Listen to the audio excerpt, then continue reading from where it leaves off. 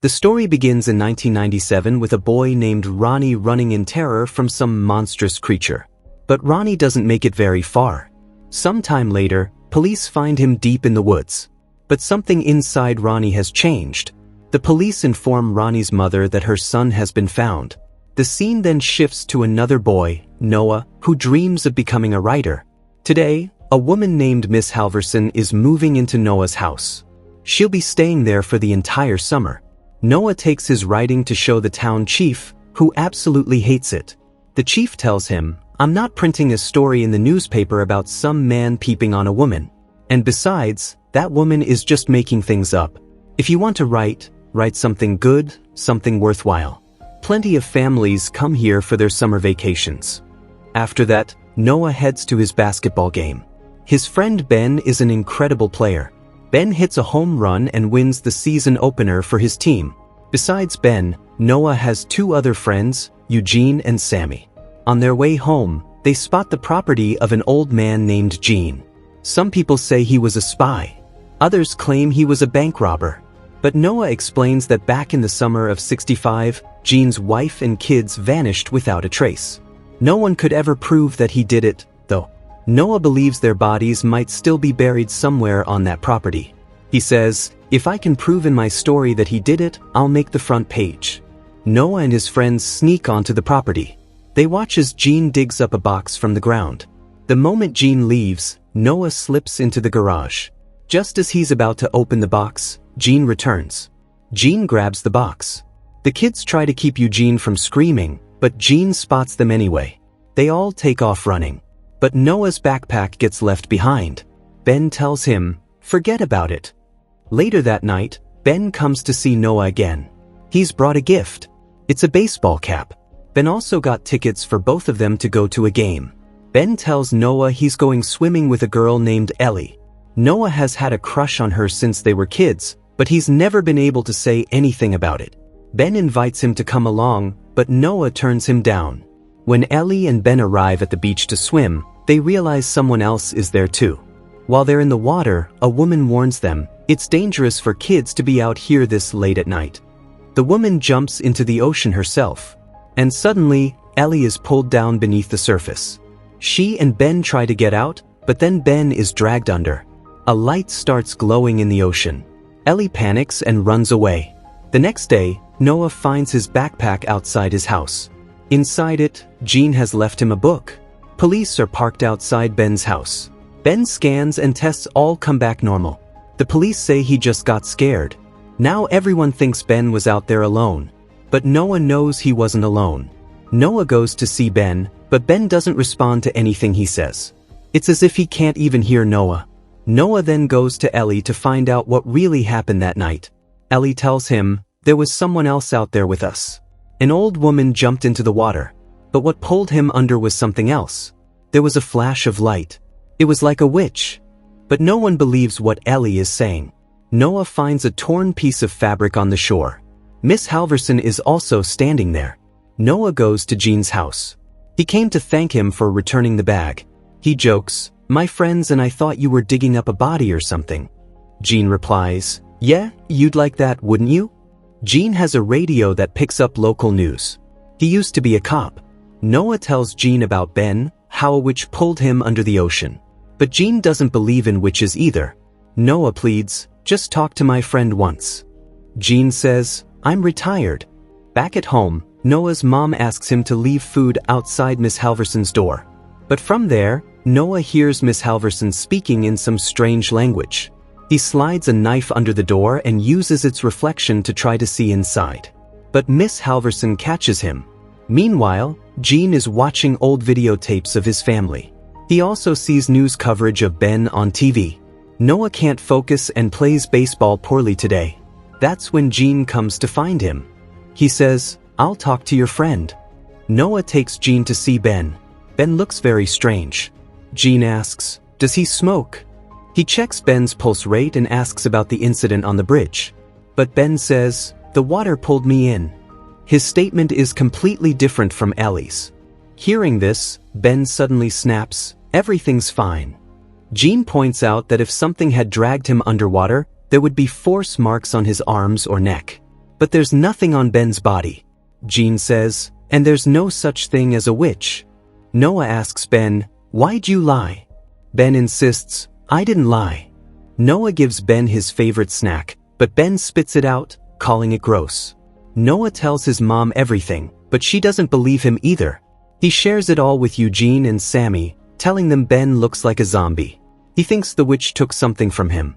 But Sammy says, look, Noah, we know you need a hot story for your article, but this is getting out of hand. We know things have been bad ever since you lost your dad. You're searching for evil around every corner of this island, but there ain't anything to be found. But that same night, a girl is watching a boy named Kevin.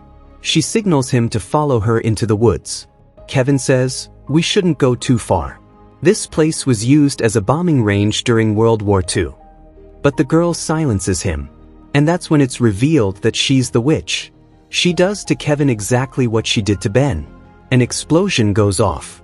The next day, Noah sees it all on the news. Right then, he gets a call from Jean. Noah says Kevin's eyes have gone vacant, just like Ben's. Jean calls him to the site where it happened to Kevin. From the footsteps, he can tell Kevin was with a girl. But the footsteps just suddenly stop. Right there, they find the spot where the bomb went off. Noah discovers the same fabric material here too. Jean says, whoever set off this explosion couldn't have survived being this close without any injuries. Noah also finds a broom there. Everything is pointing toward a witch. Noah shows all of this to his friends. He explains, witches need to feed on kids to survive and replenish their powers. And they can change their forms to blend in with normal people. Noah introduces Sammy and Eugene to Jean. They're scared of him at first, but Noah tells them he's a retired detective. Eugene mentions that according to legend, a witch can be killed with silver bullets. But Jean still doesn't believe in witches. He calls it a suspect. He's going to call an old buddy at the bureau to get some help. He tells them, you all keep your eyes open too. If you see burn marks or blast wounds on anyone, let me know. After that, Noah goes home and looks around through his telescope. And that's when he sees Miss Halverson staring back at him. She's heading somewhere. Noah sneaks into her room. Her shawl is lying there. There's a long list of children's names. Noah finds a lot of drawings made by kids. But then Miss Halverson comes back. Noah hides in the closet. Miss Halverson grabs her shawl and leaves again. The next day, Noah tells his friends that all of this started the moment she arrived. He heard her chanting something weird. So now they're going to follow her.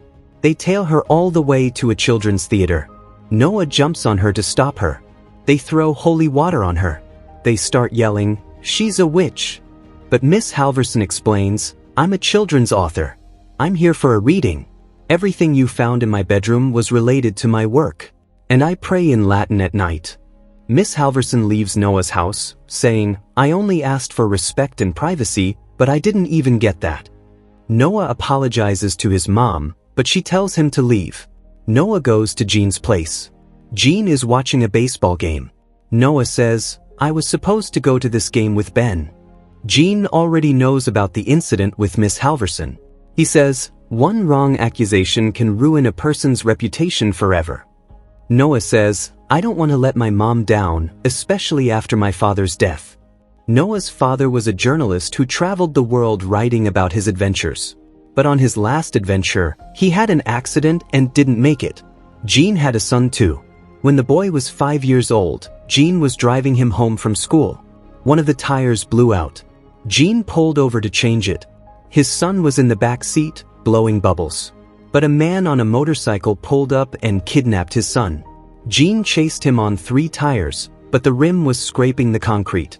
His car spun out and crashed into a tree. He never found his son after that. Jean believes that humans are the real monsters. After that incident, his marriage fell apart too. For the past 30 years, he's been searching for his son, but with no results. Jean has now set up an investigation board for this case.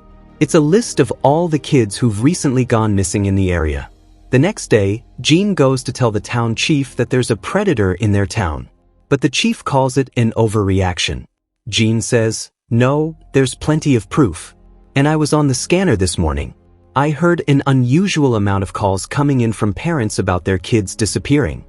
An argument breaks out between the chief and Gene. A police officer tells them to calm down. He asks Gene, "Who exactly are we looking for?" Noah blurts out, "It's a witch." The chief starts laughing. Gene quickly says, "The kid doesn't know what he's talking about." The town chief says, "Yeah, I know this kid.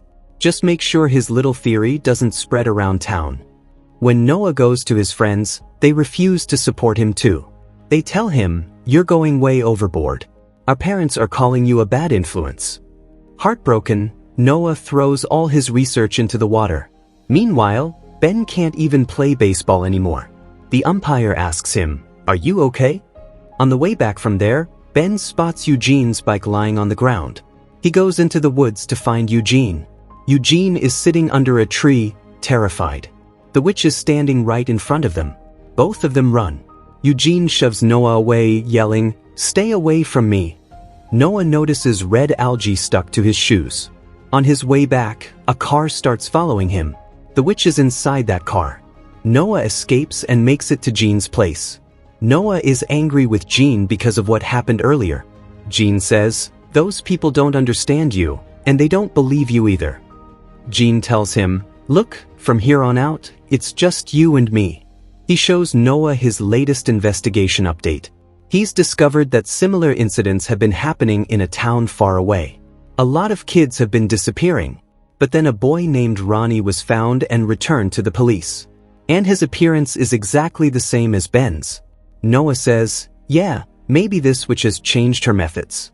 Instead of consuming the kids completely, she's eating part of their soul. That's why the kids end up in this state." Gene replies, "Look, I don't know about all that. All I know is that Ronnie was the first child to come back like this. I'm going to his town tomorrow to talk to him." Noah asks, "Are you going to try to reconnect with your wife?" Gene says, "That ship has sailed. I'm too old now." Noah tells him, "Look, if you want to live alone and miserable, that's fine. But stop with this 'I'm too old' nonsense." Later, when Noah gets home, his mom talks to him. Noah thinks she's going to scold him, but instead, his mom shows him his father's belongings. She says, "I know you think that I'm not supportive of you becoming a writer because of what happened with your father, but that's not true." She gives Noah all of his dad's belongings. Noah hugs his mom. Meanwhile, Gene is looking at his investigation board. But after he walks away from it, the entire board starts falling apart on its own. The TV in the room turns on by itself. Gene's son appears on the screen, and the bubbles he was blowing float out from it. His son is saying, "You let them take me, Daddy. You let the monsters take me, Daddy." Outside Gene's house is the same car that chased Noah earlier. On the other side of town, strange things start happening to Noah too. His typewriter starts typing on its own. It writes a poem about consuming souls. The next day, Gene arrives to meet Ronnie. Ronnie's mom has figured out that there are other kids like her son. Otherwise, Gene wouldn't have come all this way. Ronnie doesn't respond to anything Gene says. Gene starts looking around his room. In Ronnie's bag, he finds some photos and a key. Gene discovers a box hidden in Ronnie's room that opens with that key. Inside the box are silver bullets. Gene leaves from there. But on the road, something clicks. He pulls over and looks at the photos.